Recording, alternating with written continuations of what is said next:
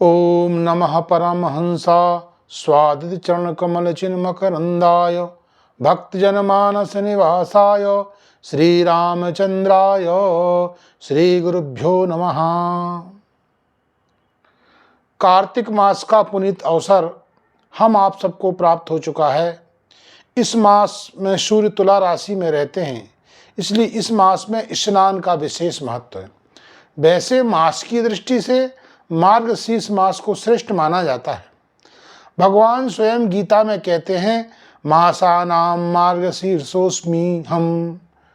तो मासों में मार्गशीर्ष हूँ, किंतु स्नान की दृष्टि से यदि विचार करें तो कार्तिक मास ही सबसे श्रेष्ठ और उत्तम मास माना जाता है। स्नान में 3 मासों का विशेष महत्व है, वैशाख मास, माघ मास और कार्तिक मास।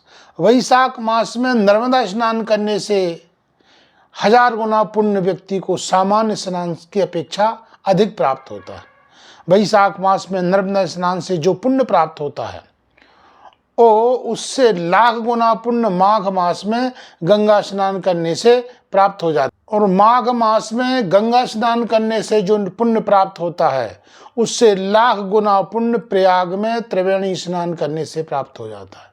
और प्रयाग माघ मास कल्पवास से जो पुण्य प्राप्त होता है उससे अनंत गुना पुण्य कार्तिक मास में किसी भी नदी सरोवर में स्नान करने से सहज प्राप्त हो जाता है। कार्तिक स्नान महान फल देने वाला मास है।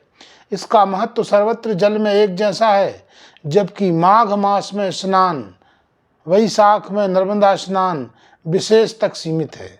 एक ओर सब दान, व्रत, नियम, यज्ञ, अनुष्ठान और दूसरी ओर कार्तिक स्नान तराजू पर रखकर ब्रह्मा जी ने तोला तो कार्तिक स्नान का ही पल्ला सबसे भारी था।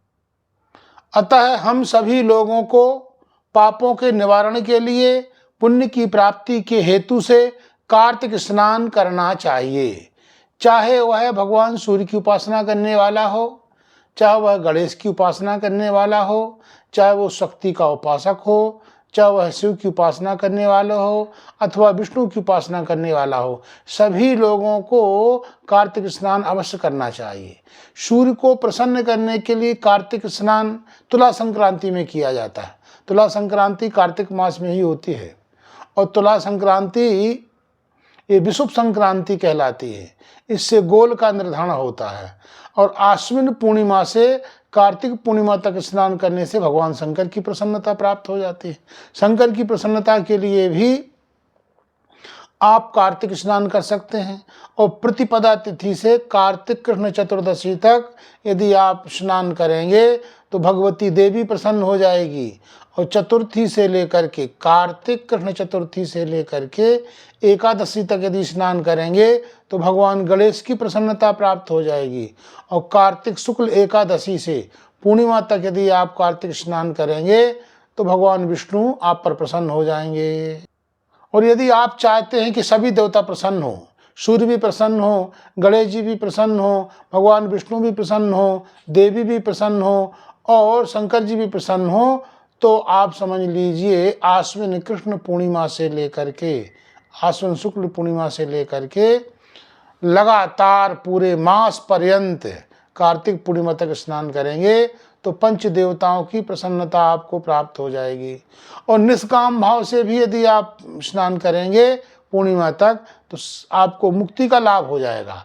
और कहते हैं जो स्नान करने जाता है उनके साथ यदि कोई व्यक्ति बिगैर इच्छा के चला जाता है, इसको संग स्नान बोलते हैं, वो संग स्नान करने वाले को भी यम यातना नहीं भोगनी पड़ती है।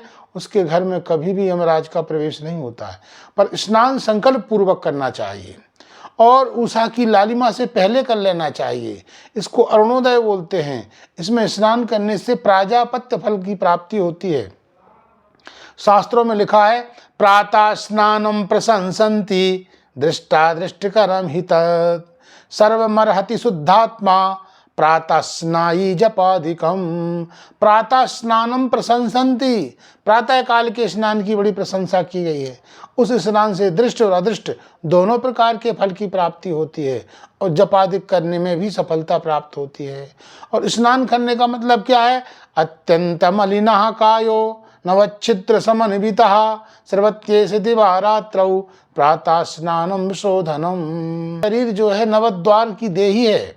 इस देह से हमेशा आप कई प्रकार का मल निकलता रहता है। उस मल की शुद्धि के लिए व्यक्ति को प्रातःकाल स्नान करना चाहिए। वैसे मलपूर्ण शरीर की शुद्धि के लिए तीर्थ स्नान अवश्य करना चाहिए। तीर्थ स्नान करने से मल की निवृत्ति हो जाती है। प्रातःकाल स्नान करने से भूत प्रेत आदि की बाधा भी नहीं होती है। लिखा है नोपसर्पन्ति वै दुष्टा प्रातः स्नायी जनम क्वचित दृष्टा दृष्ट फलम तस्मात् प्रातः स्नानम समाचरेत।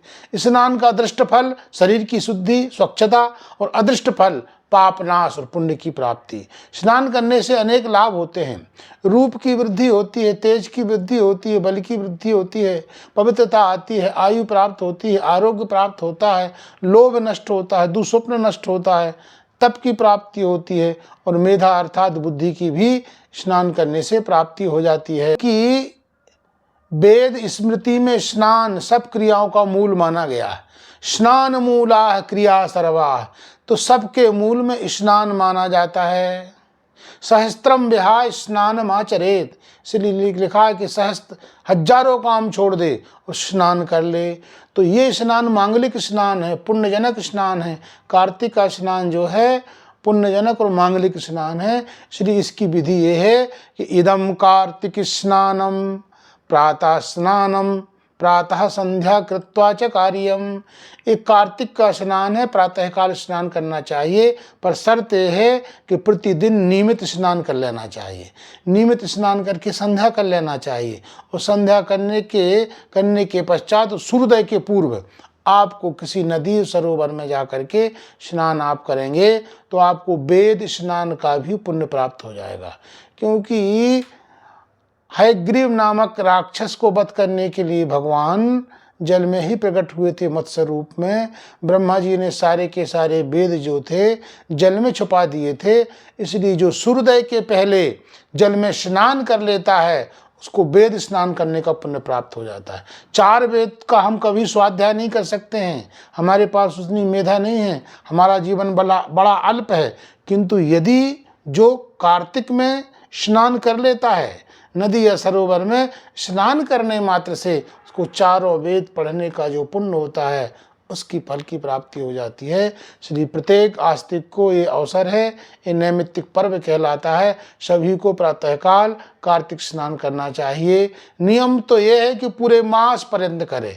यदि मास पर्यंत तक नहीं कर सकता है तो एक 15 दिन करे। 15 दिन नहीं करता है तो पंचमी से लेकर के 20 दिन करे, और 20 दिन नहीं कर सकता है तो 5 दिन करे एकादशी से लेकर, और 5 दिन भी नहीं कर सकता है तो अंतिम 3 दिन करने से भी उसको कार्तिक स्नान का पुण्य प्राप्त हो जाता है।